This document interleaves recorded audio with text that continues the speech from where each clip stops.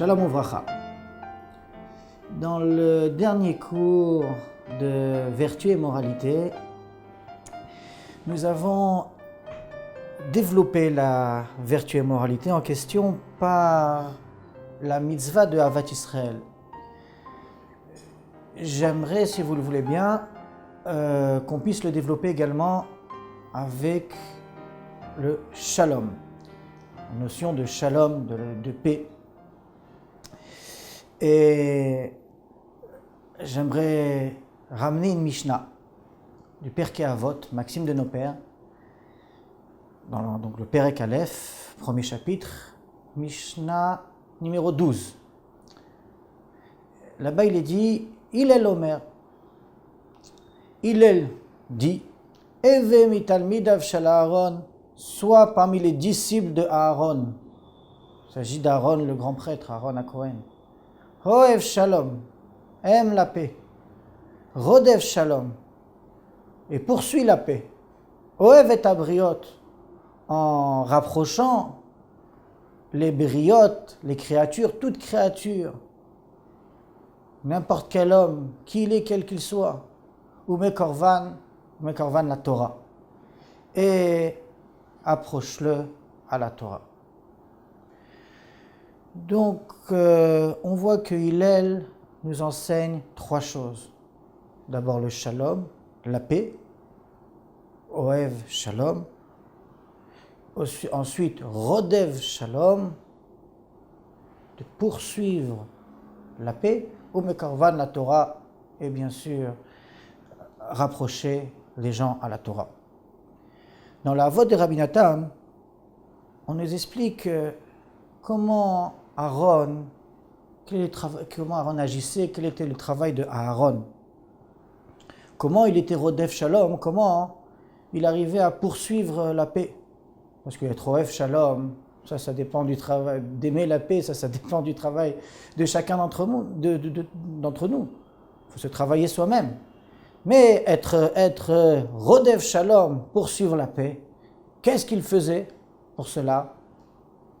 Alors, on dit que lorsqu'il y avait une querelle entre deux personnes, alors il allait voir l'un et il lui disait, si tu savais comment ton ami regrette de ce qui s'est passé, il est en train de se taper la tête contre le mur, en train de se frapper.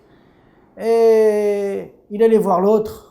Il lui disait la même chose, ton ami regrette, il regrette vraiment, etc. Et lorsqu'ils se rencontraient tous les deux, alors effectivement, ils tombaient les uns dans les bras des autres, et puis c'était le shalom.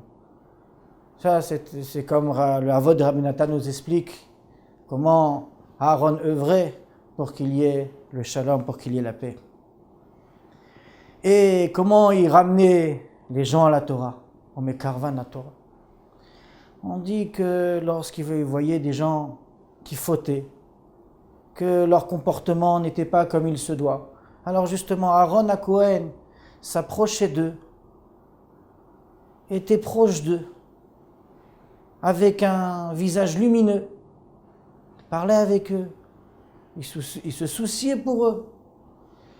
Et là, les gens voyaient cette approche, cette affinité de Aaron à Cohen, de Aaron le grand prêtre, et là ils se disaient, si Aaron savait qui j'étais réellement, là peut-être qu'il n'aurait pas été si proche de moi. Et c'est comme ça qu'il ramenait les gens à la Torah. Donc, on voit de là, on apprend de là, que si on veut ramener des gens à la Torah, d'abord, il faut aimer la paix. D'abord, il faut se travailler soi-même pour aimer la paix, aimer le shalom. Ensuite, il faut, deuxième étape, c'est d'être Rodev Shalom, de poursuivre la paix, comme Aaron à Cohen. Et après, on peut ramener son prochain à la Torah. Maintenant, ce que nous devons comprendre, c'est pourquoi on nous mentionne Aaron à Cohen, Aaron le grand prêtre. Non.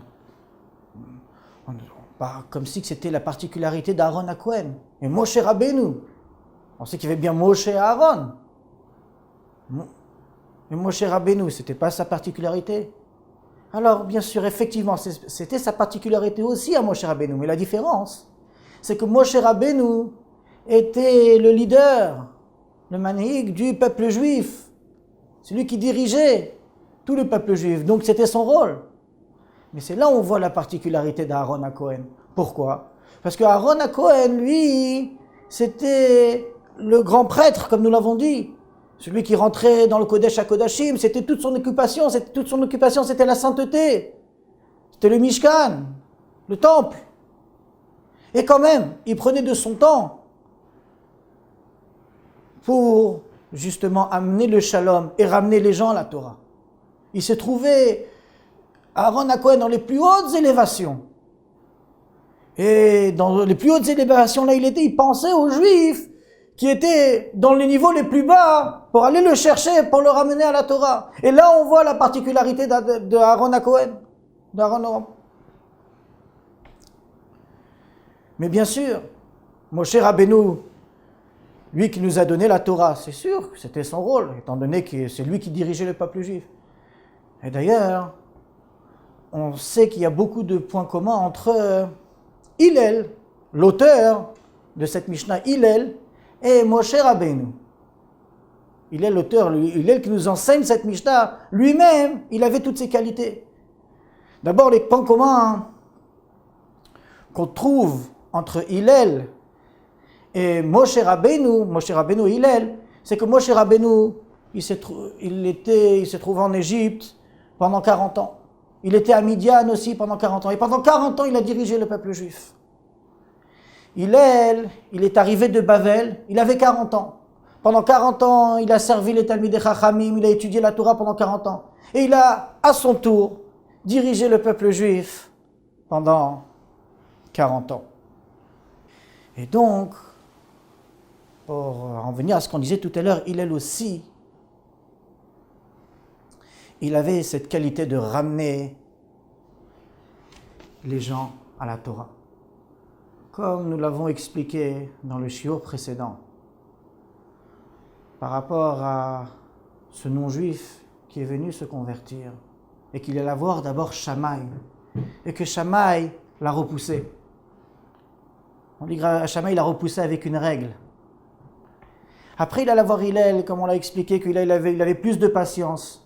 Donc, il lui a dit, ce que tu n'aimes pas qu'on te fasse, ne les fais pas aux autres. Qui veut dire que Hillel l'a rapproché, il cherchait à se convertir. Et Hillel l'a rapproché, l'a converti. En lui disant, bien sûr, ce que tu ne veux pas qu'on te fasse, ne le fais pas aux autres. Il a ramené quelqu'un à la Torah. Maintenant, une question qu'on pourrait se poser. Mais cet individu qui cherchait à se convertir, lorsqu'il est venu poser la question, il est venu demander à Hillel, enseigne-moi toute la Torah, le temps que je reste sur un pied. Est-ce qu'il est venu se moquer? Se moquer des Chachamim? Qu'est-ce que ça veut dire? Enseigne-moi la Torah, le temps que je reste sur un pied. En réalité, pas du tout. Il savait que la Torah est infinie. C'est gigantesque. Et qu'est-ce qu'il voulait savoir? Il voulait savoir, est-ce qu'il y a un point essentiel sur lequel repose toute la Torah? Et c'est là où Hillel lui a dit, ce que tu n'aimes pas qu'on te fasse, ne le fais pas aux autres, et c'est comme ça qu'il a pu le convertir. Mais rappelez-vous, nous avons expliqué que Hillel, c'était celui qui était moins strict, qui avait plus de patience. Pourquoi? Shammai ne pouvait pas lui tenir ses propos, lui dire la même chose. Non. Parce que Shammai, lui, étant donné qu'il était plus strict et plus rigoureux, il ne pouvait pas lui dire ce que tu n'aimes pas qu'on te fasse, ne le fais pas aux autres. Il pouvait lui dire uniquement Ve'afta l'iracha kamocha. On pourrait se poser la question, mais pourquoi Hillel ne dit pas, il ne lui a pas dit que les mots qui sont écrits dans la Torah, dans la parashat Kedushin, Sefer Vayikra, Ve'afta l'iracha kamocha ani Hashem, aime ton prochain comme toi-même. Mais Mais ça, si on voit comment Shammai il a repoussé avec une règle, il a voulu lui dire, toi tu n'es pas en mesure de comprendre cela. Pourquoi? Parce que lui c'était quelqu'un qui cherchait à se convertir. Un juif peut comprendre ce que ça veut dire, aime ton prochain comme toi-même, kamocha, comme toi-même. Ça, Hillel, pour le rapprocher, a pu lui dire à son niveau, ce que tu n'aimes pas qu'on te fasse, ne le fais pas aux autres.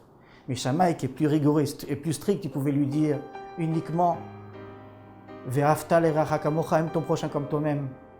Mais ça, il n'était pas encore au niveau de pouvoir le recevoir.